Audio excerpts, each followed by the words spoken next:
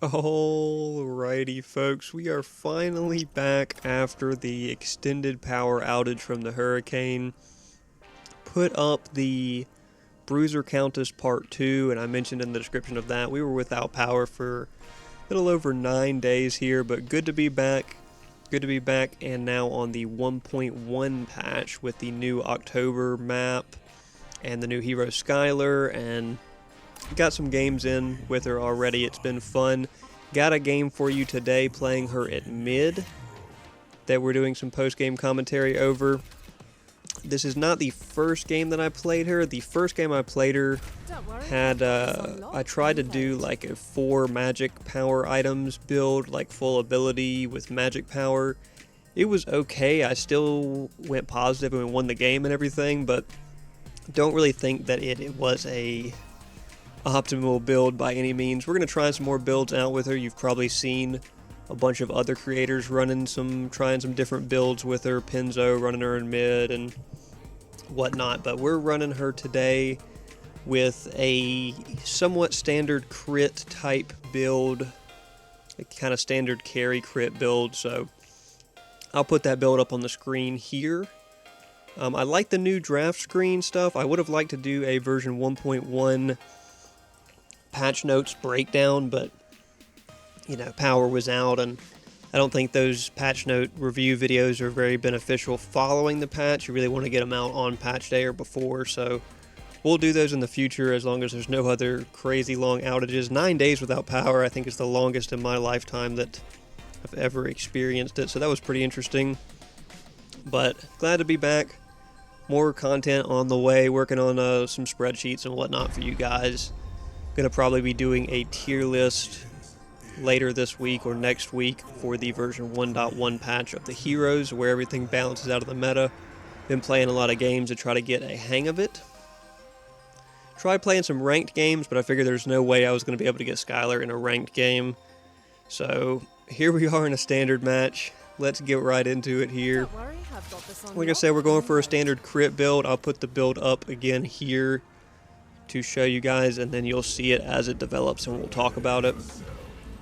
We are playing against, let's see, we're actually taking Rogue Crest here because her abilities are strong. I like Rogue Crest in general.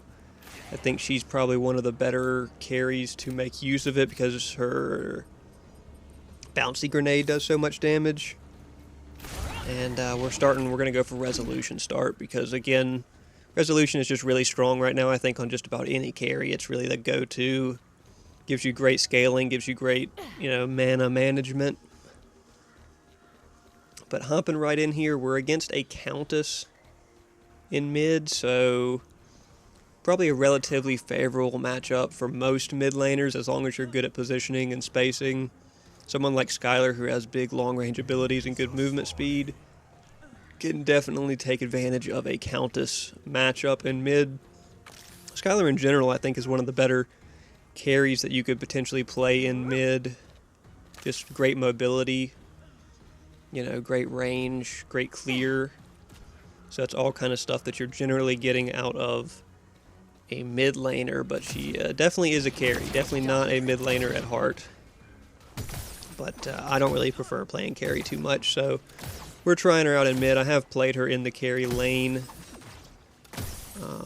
and I've got a match for you guys that we'll do some commentary over where I was playing Narbash support for a Skylar in duo lane, so that was another good one to see some gameplay from her on. But getting right into it here, Skylar, if you haven't played her, I mean, you can see how big the AoE on that grenade is. The grenade is really strong.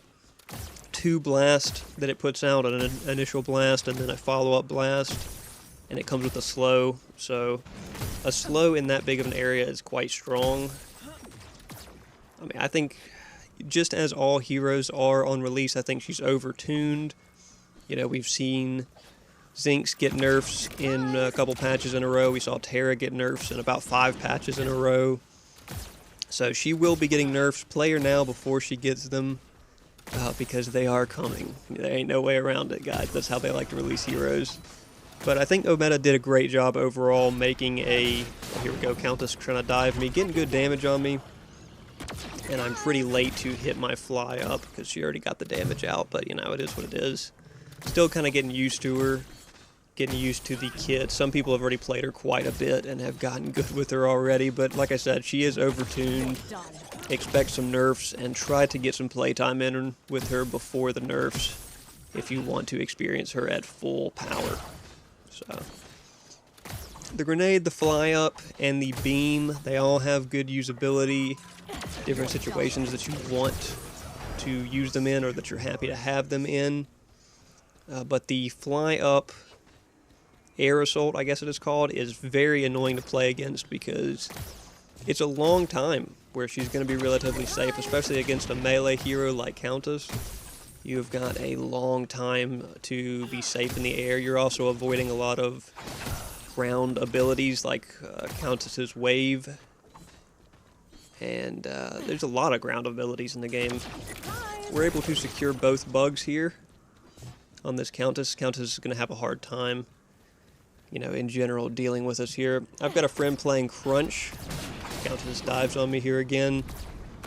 Try to pull her out of position so Crunch can get on her. And we force her blink off there. He blinks into her. If I stuck to her, we probably could have got her easily there. But I wasn't really on the same page as him for the deep dive. That's okay, we make her back early. Like I said, we're going resolution start, so we probably want to back here early as well and get Chalice online. Preferably we would have already backed, but we did secure both river bugs, so looking good for us overall. Let me know in the comments how you guys have been liking the new map. You know, it's definitely a different look. I don't like how dark it is, but you know, I'm glad it's not a permanent situation. Back in here now finally to get our Chalice online and go ahead and grab some attack speed as well. So, but yeah, let me know what you guys are thinking about the map. I'd like to see them do some more seasonal map stuff like this, but this one is a little darker than I really prefer. You know, I wouldn't say it's, you know, it's cool to get a different look for a little bit, but I like the old map for sure. I like the brightness of the old map and the sun rays and all that stuff a little bit more, but it's cool. It's cool. I'll take the seasonal maps. Now Countess looks like she's going for that right bug. We're going to go ahead and try to secure this left bug. And Aurora is coming at us here. We're going to go ahead and fly up. We kind of get caught on the wall there, but make it around in the end.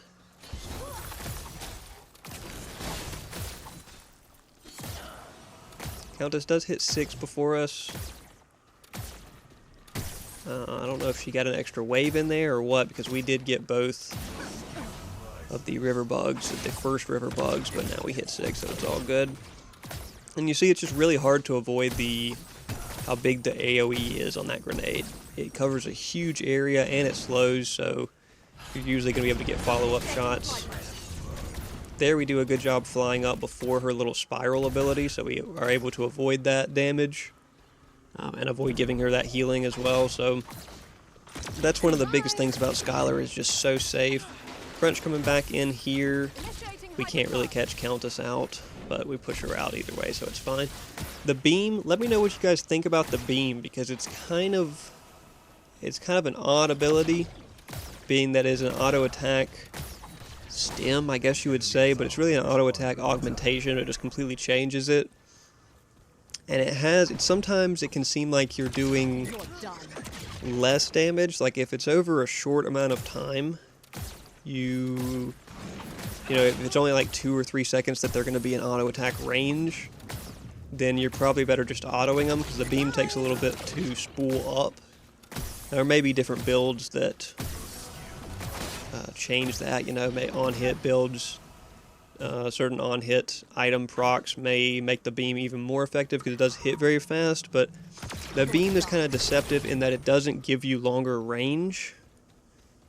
You know, like your autos is still the same, you can still hit them with the beam from the same distance, and it's kind of deceiving. It does spool up to quite a bit of damage if you're able to land it on them consecutively for a couple seconds, but and it does crit, but I don't know if crit is really the best way to use it. You probably want to be building on hit to really get the most out of the rapid beam ticks. And our team starts 0-2 there. Crunch gets the refrag to make it 1-2 here at the 8-minute mark. Kind of a slow start, both teams playing pretty safe. And I'm not playing too aggressive against this Countess either because I'm going for resolution and like trying to stack up Chalice. Now here Countess dropped down, kind of got into a vulnerable position. We're hitting the beam on her, and you can see if you've got a couple seconds like that to spool the beam up on somebody who's either CC'd or they're running directly away from you or directly towards you, that beam damage will stack up quick and just absolutely melt. But if you've only got the chance to hit a couple autos, you may be better just autoing them, especially once you have a big crit build going on. So, depends on the build. You're going to see a lot of people trying different builds out on her in these early stages. She gets some pretty fair scaling on her abilities from magic power, so oh, here we go, Aurora trying to catch us out, and you can see we're able to just fly up and over, and we could, had the option to land up on the ledge there and make it so Aurora was going to also have to burn an ability to catch us. Now here we stand a little bit too far forward and give Countess the opportunity to poke us, but we poke her back there, and, realistically probably did more damage in that trade than she did because she's... Oh, Crunch coming in here, hits her with a nice CC combo, and we force her blink out, but we're going to chase her down this time, and able to get enough beam ticks on her there to finish her off. So, like I said, the beam doesn't give you any extra range, but if you're able to land it on them for a consecutive few seconds, it will absolutely melt people. You guys have probably been frustrated if you've been playing against Skylar a lot at how much damage that beam can do. It's absolutely insane. Even tanks get melted by it because it does extra damage based on their armor once you've got it stacked up. So we're going for Tainted here after we finish Rezo. We're going for Tainted early to get some anti-heal because this Countess is healing quite a bit. And without anti-heal, it's going to be kind of hard to finish her off. Not really finish her off as much as just win poke and trade engagements because she's going to heal. She's been doing a good job at catching me with that wave like you just saw there. But with the Tainted and cutting her healing down some, should be a lot more manageable. Definitely build against your opponents. Countess is a pretty extreme example as far as mid lane goes, but definitely build against your opponents in every lane. Look at that. Gosh, the one thing I don't like about the grenade is it has a massive AoE, but the bounces are pretty unpredictable. It's not quite as bouncy. Oh, here we go. Looking at right lane. Crunch is already taking care of Aurora there. We're seeing if we can catch this Seraph out. The bounces are really unpredictable. You can see them, you can skip them across. There'll be a pretty high skill ceiling probably. And we're trying to ignore Countess here and get some damage on Seraph. Murdoch's luckily able to come in and finish it. You see the beam resets. When you get a kill or an assist, the beam timer does reset, so really good for team fights or like multi-kill engagements, multi-takedown, because you don't have to get the kill, you can just get an assist and it will still reset the beam, so can help you out in multiple enemy engagements there as long as your team's able to pressure somebody down. See, leveling wise, we're leveling... Oh.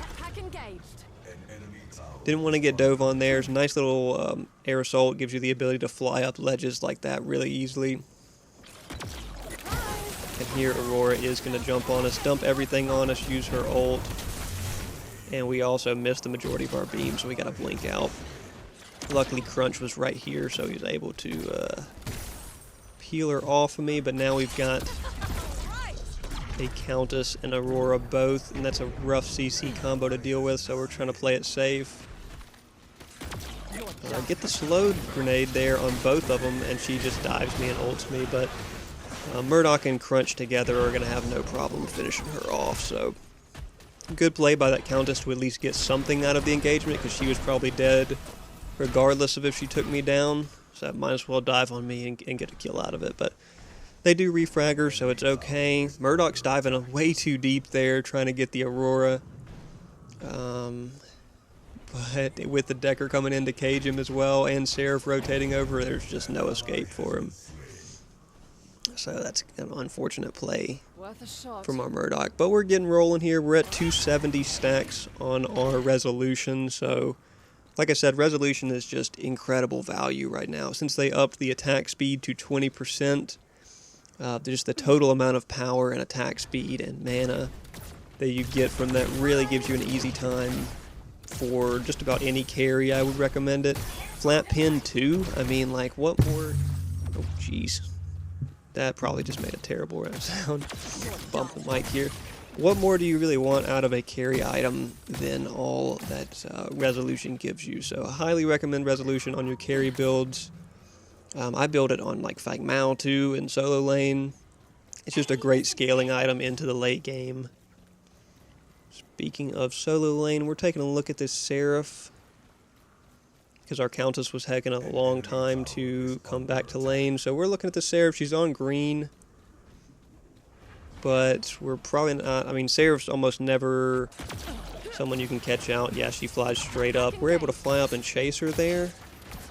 But you can tell she's kind of taking a path not towards tower, but towards potential backup in the jungle. So there's no way we can really catch her out in her own jungle. Our team's fighting over Fang, and it looks like they are going to get collapsed on by Countess and Aurora, and potentially do a lane as well. So we're trying to get over here to help.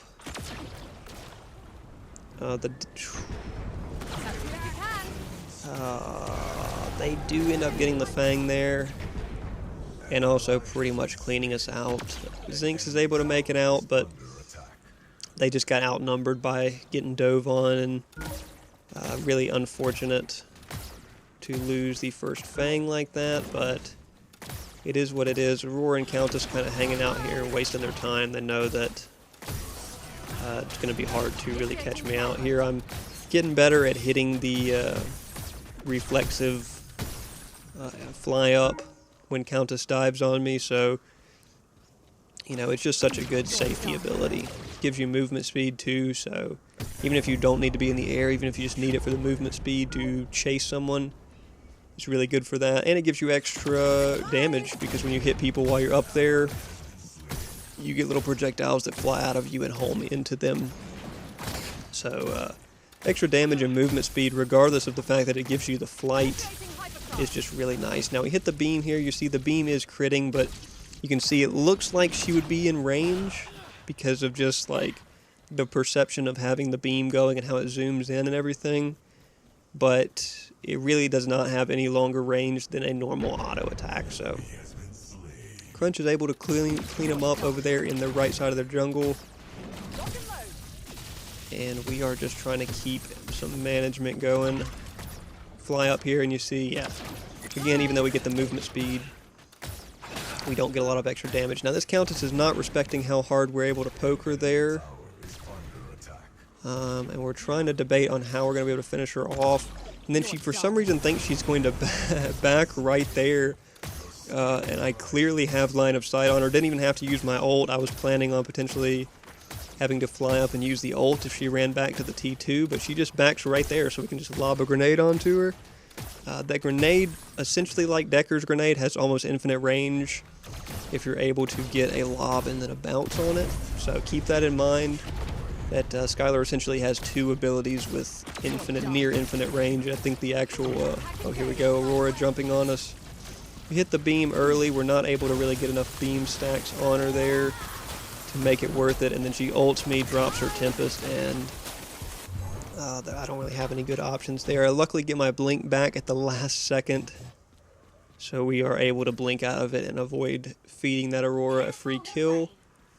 I'm staying careful mid lane here because I didn't want our Murdoch to just dive in and die to this Aurora. Even though she doesn't have ult, she could still definitely dump a lot of damage on our Murdoch.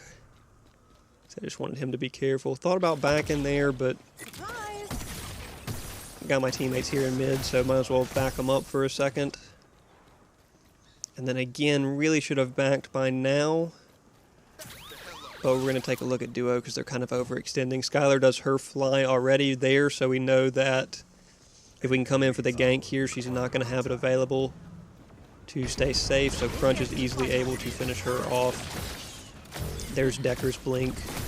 You see we're able to put a lot of damage on that Decker by flying in and landing a grenade on her. So fire the ult off here. It does hit her for almost 470 damage right there, and then Crunch dives in at the same time to finish her off. That is my usual friend that I'm playing with at the Crunch, who's usually in the jungle. Has been playing some more Crunch recently, and I've always had a good time with Crunch, but he's just now kind of got him figured out and is enjoying the ridiculous combos and CC locks. We go for Ortis here on the upgrade, and then we're looking at where we already finished Tainted. So now we're looking at what do we want as our next crit item, because we're planning on going crit. We are going to go Equinox because I like the boosted ability damage, because it's whenever you crit, you deal 5% extra damage from everything. So it's a really good little boost to both our crit, or auto attack damage, I should say, and our ability damage. And it'll give us the rest of the attack speed that we need, with basically a third attack speed item in a row here. And now we're hitting hard, we're clearing minions out, we're critting for a big number. Kind of checking what our Murdoch is building. Our Murdoch's on a really weird build for a solo lane Murdoch. He's built Tempest and everything. And now we're pinging the Seraph. We're looking at getting her because that Crunch is coming out of jungle behind her. And there is the CC chain. Murdoch hits his ult as well. Crunch was trying to tank some shots for me from the tower in case I wanted to get around and dive her, but did not dedicate to it. Rather just sit back here and play it a little safe because I don't know who's coming out of this jungle. And now you see that we've got Aurora and Countess running in as well. So Aurora luckily misses. He catches two people with the uppercut there, so we have no problem blending down both the Countess and the Aurora that got double uppercut stunned there. And now it's looking like we got a really free T2. He's going to go ahead and dive her and force her to go up. And we have no problem finishing her because she was already really low health. So we do end up getting a free T2 off of that, which I'll take it. I'll take it. Duo's having a little bit hard time. They're kind of losing the 2v2 matchup over there. But you know, we're making it work. We've essentially got 3 carries on the team with Skylar, Twin Blast, and Murdoch. We see we finish Equinox here, and then we're looking for what do we want to go for next. And at this point, we need pin, so Demolisher is going to be the ticket. Extra pin, extra damage based off of our health. And we have completely forgot to hit Ortis by now. We could have hit it in that last engagement and got at least 2 stacks on it, but I'm not very good about remembering Ortis. If we're being honest, it's not. I'm not using it as much as something like Ice Core and Talons, or you know, something that I'm more used to using. But Ortis is very good. I like taking it on Skylar. I've taken it a couple times now for the extra movement speed, because if you hit your fly and you hit Ortis, you can have kind of a surprising amount of movement speed. Now we're trying to take a look at where the Seraph's going to come out. We hit her with the slow, then we turn our beam on, fly, so she can't have as easy of a time hitting us. I'm not able to land too much of the beam, and now I'm just getting dove on. We do take her out. Actually, we don't take her out there. I thought that Murdoch blast probably should have taken her out, but it just got her down to 1 hit here. And Murdoch is still chasing, trying to find something here. And they are trying to hunt her down as well. Crunch and Murdoch are able to run down the Skylar, but we realistically should have got the Aurora too. I kind of can't believe that the Murdoch ult didn't finish her. Just barely is able to survive it. So they're pushing this T2 here in mid. Really no need to push it too hard. but they should have it for free with the amount of carries we have.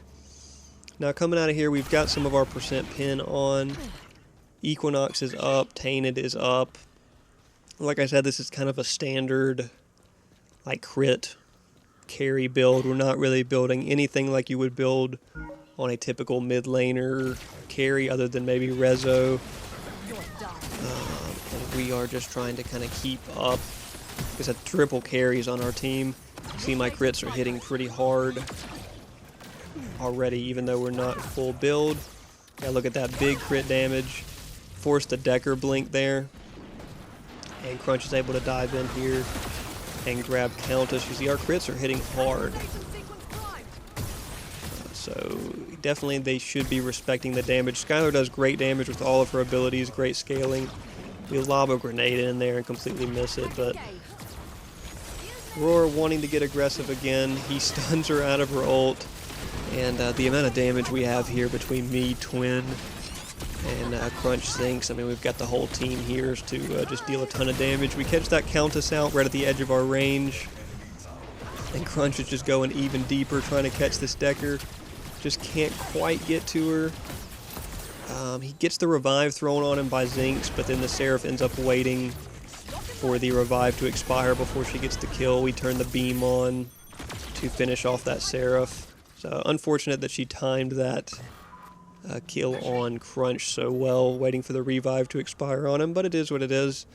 We're still at a pretty good advantage. Only 21 to 17 in the kill count and 0 to 1 on Fangtooth, so on paper not much of an advantage for us, but the fact that we've got 3 carries and we should be scaling harder into the late game than they do is a really good sign to at least be kind of even at this point. I mean, I am 6-2 with 7 assists, so I have been putting in a lot of work in the team fights. Despite the fact that I'm not that great at carry, it's fine. Because we do have 3 carries, so I don't have to be that good in this circumstance. Finish Demolition or a Demolisher there, and then we're looking at what we want next. We're just going to go for some extra crit here, because right now we are at only 60% crit chance, so we want at least another item to get to 80, and now we're going to look at a Fangtooth. I really didn't need to run around this ledge, but I wanted to see if I could just jump from that ledge in with Skylar's boosted passive jump height, and could not quite get in, but it looks like you potentially could, so have to test that again. Obviously you could just fly over the ledge, so it's not that big of a deal, but wanted to see if you could, probably if you had like Gaia Greaves or something else to boost your jump, you could get in there a little easier. Countess is going to finish up my tower here for free. Dive on me for poke, but like I said, we got the fly, and here we chase her down, put some beam on her, and then get those, we fire the ult too, just to see how much damage it'll do. It does good damage. She's going to jump on me and immediately ult, but Equinox gave us a shield there when we went low, and then Zinx was able to help me out on the finish there. We give her a good job because always appreciate a good Zinx assist. Looking at duo now, they're able to pick off the Crunch because Skylar does have insane range. And now we've got Seraph, so I went ahead and fly up. And you can see that beam, once you've got crit and that beam is critting, and it starts stacking up, it starts doing absurd amounts of damage really fast. Like I guess it's 4 ticks per second, I think, something crazy like that on how fast it ticks. I was trying to back there, and then I accidentally canceled the back, so it looks like Aurora is going to get a free pass at our right inhib, and then these guys wanted to act like they were going to push me, so figure I would just push them out and just let Aurora have that right inhib since we have so much pressure, or we have such a good chance of beating this Decker and Skylar in a 2v2. I figure I'll just go ahead and push them. Hit Ortis there, because pretty confident I was going to be able to run them down. There Skylar goes up, and you see her beams hitting me back quite hard, but Twin hits his ult and has no problem finishing her off. So we do win 2v2. We do sacrifice right inhib for it. And they come screaming out of the jungle there on us. and I go ahead and blink out because they're going to get twin, but I don't want them to get both of us. It's unfortunate that Seraph and Countess were just able to come screaming through the fog wall right there, but makes the 2 kills for 1 inhibitor trade not look as good when they get 1 kill back off of it. So it's fine, we're rolling. I'm now 8-2-8, so doing fine as our mid lane Skylar. Skylar is very overtuned, as I mentioned at the beginning, and should not be too hard for you guys to go, for you guys to do well with her. Like I said, player before she gets nerfed.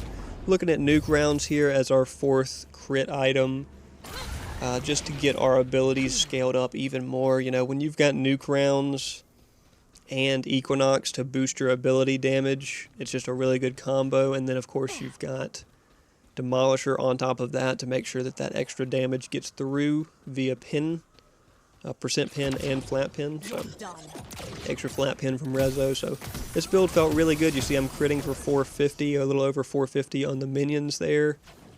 And that's pretty respectable. We've got pin 2 to get that crit damage through to heroes. And, you know, somewhat standard crit build on Skylar. You can, you know, she's got a lot of build potential, a lot of build diversity potential. Aurora comes screaming out here at us, jumps up. We don't really do a good job of hitting a lot of the beam there. And then we just get absolutely locked down. We do get revived by Zinx, which is good.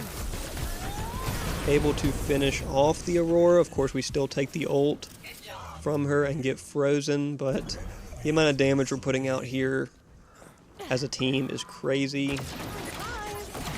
Jump up there to avoid the Seraph damage, and then look how much damage we're putting back on her. Just 1 stun from Zinx and a couple autos landed. Critting right there on this Skylar for 335. So, hitting hard. Try to use the flower to catch her, but she's kind of gone already. Crunch double dashing in, trying to catch her. Lava slow up. Countess does ult from... I'm able to intercept the ult there from their Skylar, which potentially could have killed Crunch. It does extra damage based on how much missing health they have, so if they're already low, it's almost a guaranteed death sentence. So glad I was able to jump in front of that one for her. Now we're looking over here in case we can go for a Fangtooth. Still 1-1 on Fangtooths, and 28-22 here at just past the 30-minute mark. So not a very fast game. Now check out this tech. I fly up here over the ledge, but I don't want to drop down the ledge because I don't want to be in a vulnerable position and not have my fly. So I fly up there to the ledge to get that little extra farm, and then it pulls that 5 camp all the way around the stairs to me so I can finish them. So interesting plays that you can pull off with this fly. And then look at how much damage that beam burns the Fangtooth for when you've got a big high health target like that and you can stack the beam up on them. It just absolutely blends. I mean, our crits are hitting hard enough from our autos anyway at this point. Now I did not take a good pathing there to support the Crunch. Was not on the same page with him on how we wanted to attack him. And now here I just get CC chained and do end up being able to get the fly up. But Aurora is wanting to stick to me. Blinks in to an ult. I mean, just crazy. Willing to blink, scale up the wall there with her ice slide, and then blink ult on me and Twin. Forced her to burn absolutely everything to get a hold of me, and then still is not is too scared to stick around for the Twin, obviously, because she's taking big damage back. So, finish nuclear rounds there, and then I'm trying to decide, you know, do I maybe want Solaris and grab the new item? Because I could get good benefit out of it. Good ability haste, good mana. Extra crit chance, finish off me to 100% crit chance. You know, what do I really want here as my last item? Because I've already got, with these 5 items, a pretty good combo going. And, you know, I was thinking this is good. I haven't played around with Solaris too much. It does seem good on a crit build, but wanted to go ahead and just maximize my cooldowns since I really like Skylar's abilities, and I want to have them up as much as possible to be able to fly into some extra movement speed to chase down kills or escape, Want to be able to spam that grenade out with its massive AoE and slow, so gonna go for Time Warp as a 6th item. Now, if I would have thought about it earlier, I probably could have gone Time Warp 2nd item prior to building Crit, and then just build 4 Crit items after Time Warp. But we're picking it up last item just to kind of stretch our ability damage a little bit more, since we already do have nuke rounds and Equinox and everything. So I'm going to play around with some more builds. We'll post some more builds for her. You've probably seen a lot of other content creators, like I said, Pinzo and all them, trying different builds. We're going to probably try to optimize a magic power build for her pretty soon. But in the meantime, this is just kind of, you know, what she looks like on the big crit ability hybrid. You know, it is attack speed crit build, but you do have like nuke rounds in there to boost your ability damage. So makes great use of this item set that I've built here, these 6 items in particular. Skylar gets great value out of. So coming in here, we're just blasting the minions to try to finish them. She's going to sail out, and then we fly up here, get the beam on her, and you see that is an absurd amount of damage coming out of that beam. Just like inescapable. You know, if they're still for just a second and you can stack that beam up on them, they are as good as dead. Our Murdoch's on a really weird build for a solo lane Murdoch. You see the Tempest going on around him. No idea how that ended up working. Maybe it is good, but maybe he's just a proficient enough Murdoch player to make it work. I hit a reflex grenade there on Seraph and completely shoot it under her because, of course, she's trying to fly up. And she thinks that she's going to stick to me and a Murdoch. She thinks she's going to power through and burn down me and a Murdoch. We're combined doing so much damage. There's no way she can do anything. Now, here's an interesting example of an interesting interaction. The beam on objectives, on towers. You know, I mentioned it on the Fangtooth, but on towers, the beam is even better. The beam absolutely destroys towers. Look at it, we'll hit it again here. Oh my goodness, that tower damage from the beam is just broken, guys. Like, towers inhibs their core. The beam absolutely destroys. I was in a game the other day, hitting their core for something like 300 damage a tick or 250 damage a tick or something with that beam, and it's ticking like 4 times a second. So that beam, even though I would say it does really good damage against Fangtooth and Orb and stuff, it does even more against objectives. Now we're able to finish Time Warp here, and then we're going to go ahead and grab the Strength Tonic on top of it. So only 9 stacks on our Ortis. We've kind of forgot to hit it. You know, there's a lot of times where I forget to hit it for the stacks, and I'm more using it for the movement speed and damage aspect of it, which is how I was using it here, but definitely would like to have more than 9 stacks coming off of it at this point. But we're so ahead power-wise and scaling-wise that it's kind of fine. Lighting up the Primal Fang there for tons of damage with the beam. Only hitting it for about 250 in auto on the crits, 243 damage auto. And we fly up there to avoid the flamethrower. So great kit overall on Skylar. Just great diversity, great, you know, diversity of what situations you can make use of this kit in. Highly recommend you guys do hop into her and try her out. Not just at carry, but also at mid and at some other roles. Me and Skylar both fly up. She gets a lot higher than I do, and then I end up catching her out because I am hitting quite a bit harder with that Strength Tonic finish. Seraph thought she may want to chase me down, but we have the whole team here in left lane, so it's no big deal. Crunch just ignoring the tower completely and diving through, blowing up that Decker. And now, unfortunately, getting pushed down by the Seraph while we have Primal Fang. Just doing an absurd amount of damage with Primal Fang. No reason for us to consider backing or buying items because we are full build. Critting there on the minions for almost 550 damage.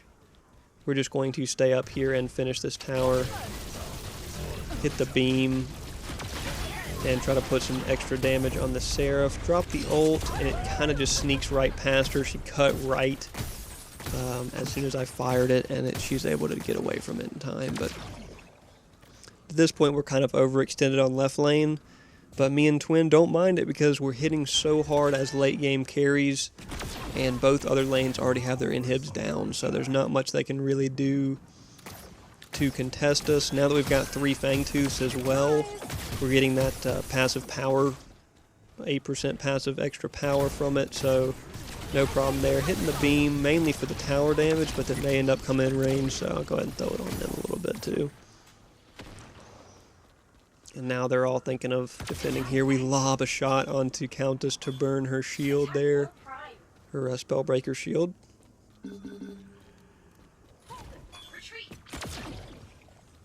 And they're saying retreat. They want Orb Prime. I'm fine with the Orb Prime tank. Right now I'm going 13, 3, and 8.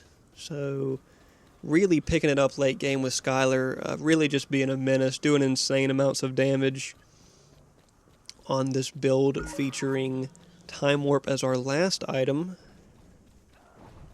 and a otherwise kind of standard crit attack speed build with resolution in there. And now I was thinking about showing up to Orb, but they really don't need any more damage to show up at Orb, so I just keep them occupied in mid. And now after Orb, we're hitting for almost 650 a crit on these guys, and just doing an absurd amount of damage. Because like I said, it's not like we have Imperator or anything to boost our crits more. It's just we have most of our items built around gaining ability damage. So just pushing all the lanes up at this point. There, Decker got a little happy on us and tried to push our left lane there. We are... Crunch has to get the revive thrown on him. Look at that beam just melt. That's right at the beginning of the beam too. That wasn't even stacked up. Murdoch kneels down there for a kill on right lane in a 1v1 scenario with him. Put this beam on and then look at how fast it... I mean, one beam duration takes out that inhibitor from full health. Seraph thinking that she's going to be able to blend down Crunch. Again, we just kind of zone her off because she's hiding in this left inhib. Beam still going because we picked up an assist, so we're able to take out Countess. And then look at that, the beam just shredding the inhib again. What a great ability for killing towers. Just really strong. And now we're just kind of picking them off one by one. And we're pushing a ton of prime buffed minions up into it. Look at it here, I hit the beam just a second there on the core. Didn't really get to see how much damage it was doing, but it was quite a bit. And then we finish off the Seraph at the end to close the game out. We did not run away with this game early by any means. They kept it tight, especially on the kill count. And they had us 1-0 in Fangtooths for the majority of the game. But when you've got 3 carries on your team and a Crunch that knows what they're doing, it's just going to be impossible to do anything about it. I go 15, 3, and 8, and my friend on Crunch goes 12, 6, and 12 in the end there. We'll take a look briefly at this post game. I do 57.5k damage, top in the lobby. Also top total damage dealt by blowing up minions quite a bit. So 49k damage as well from the Crunch. So you would think Twin would be able to catch up more into the late game. Only 12k damage is kind of insane for how long that game went. From our Twin Blast at carry, he went 4, 5, and 5, so I guess we were just taking the people out before he could get damage on them, I guess. I'm not really sure, but that is kind of shockingly low amount of damage. And nobody on their team really went off. Their Seraph was kind of keeping a minute, and of course their Skylar did nearly 50k damage because she is overtuned right now. Let's all be honest, guys, she's overtuned. But that's going to do it for this first game on Skylar, guys. Thanks for watching. Hope you enjoyed. Hope you get some ideas on how you want to build her. This is what she looks like going with a standard resolution into 4 crit items build. I easily could have built a 5th crit item at the end there, like Imperator or Terminus or something else at the end to just further extend the crits or attack speed. But I went for Time Warp just because I really like her abilities, and she does get some scaling from magical power, so consider mixing in maybe 1 or 2 magical power items on your builds. Maybe not on your crit builds, but we'll do more testing and try to figure out what really the best circumstance and best builds for her are. I'll check out some videos as well from some other higher elo content creators and see what they're kind of coming up with in the end, but I will plan on doing a full magic power with like Prophecy, Magnify, Plasma Blade type build on here soon, and I'll try to do, if I can get that one to go off in ranked, it's just going to be like impossible to get her in ranked, I think, but I'll try to do some live commentary on her soon. I've been not getting many live commentaries up on the channel recently because I've been playing a lot with friends rather than grinding ranked, but we'll get back on the ranked grind here soon. Like I said, check out the previous video from the previous patch on the part 2 Bruiser Countess gameplay. I've got one more gameplay saved from the previous patch to do post-game commentary on for a crazy Rampage game that I had. I don't play Rampage a lot. Obviously, you probably have not seen me playing him on the channel because I don't think I've put up a single Rampage game on the channel to my memory. I may have put up one a while ago, but got a really cool Rampage game for you guys to see, building Rampage a little bit differently than you see most people build them, because I played it after I did the Rampage build spreadsheet. So check that video out too if you're interested in Rampage, or check out or wait for when I actually publish that Rampage game, but it is on the previous patch. So trying to get back into the normal release schedule, guys. Be on the lookout for the Quang build spreadsheet, and then hopefully next Friday I can get out a tier list, or maybe kind of a way too early tier list, you would say, but a tier list for the 1.1 heroes. So, and then we'll take another revisit of that tier list at a later date and update it like we've done in the past. So thanks for watching, guys. Thanks for being patient through the long power outage. Hopefully everyone is staying safe out there following these couple hurricanes that we've had. We had Helene and then Milton, so hopefully everyone is recovering in the Florida area from that second one as it is just hitting. So thanks for watching again, guys. We'll catch y'all in some more future videos.